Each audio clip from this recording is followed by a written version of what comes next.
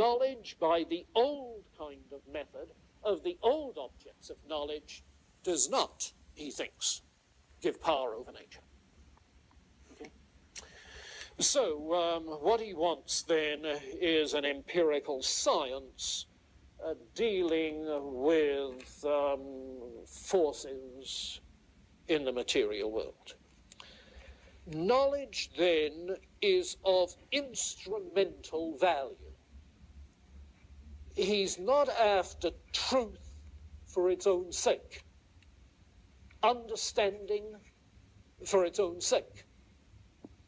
He doesn't see the road to truth as the ladder to the contemplation of God, as the medievals did.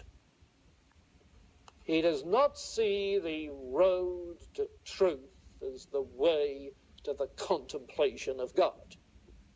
Contemplating the forms, rising to the contemplation of the form of all forms, the good, you see. No, that's not his hierarchy of being. It's not his worldview. He sees God as creator, but our responsibility in nature is this creation mandate to dominion for the sake of the kingdom of God. Now, if you can hold that line of thought in mind, let me add one other piece of historical context that looks further forward. There are really just two or three key themes associated with Bacon that we need to get a hold of. One certainly is his conception of induction. The second is that knowledge is power in relationship to power over nature, creation mandate. But the third is the assumption that this kind of scientific knowledge can be entirely objective.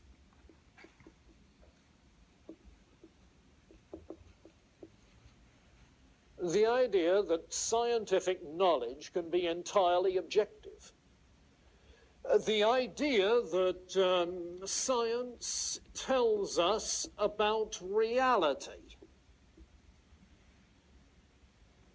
Not realism about universals, but realism about scientific knowledge.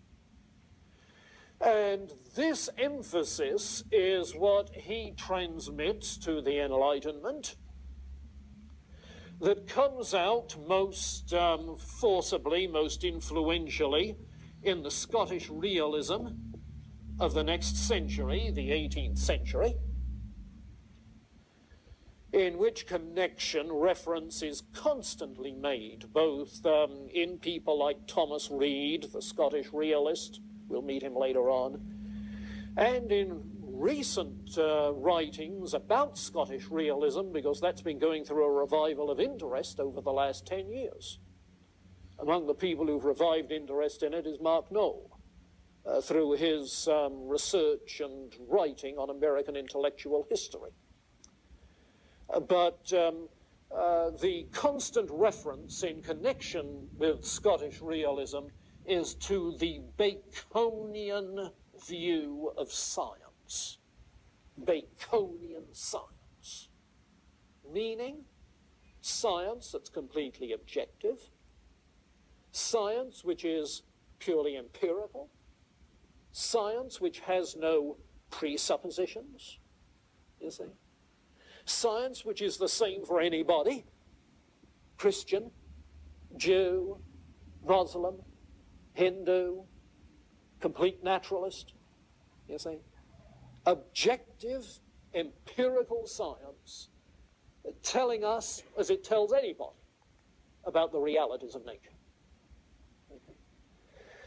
Now, the result in that Scottish realist tradition was that it came to be believed that modern science gave us a firm foundation of common knowledge on the basis of which a culture can develop its own superstructure, on the basis of which there can be developed philosophical theology, apologetics, and so on and so forth.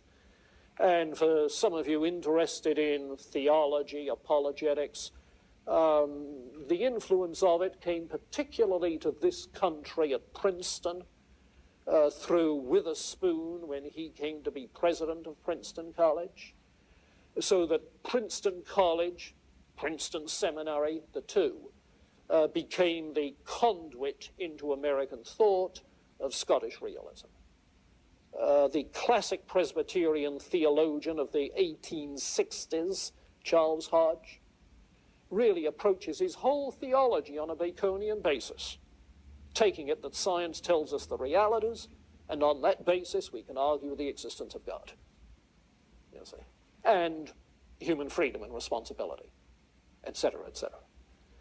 And that influence, very widespread, here at Wheaton included.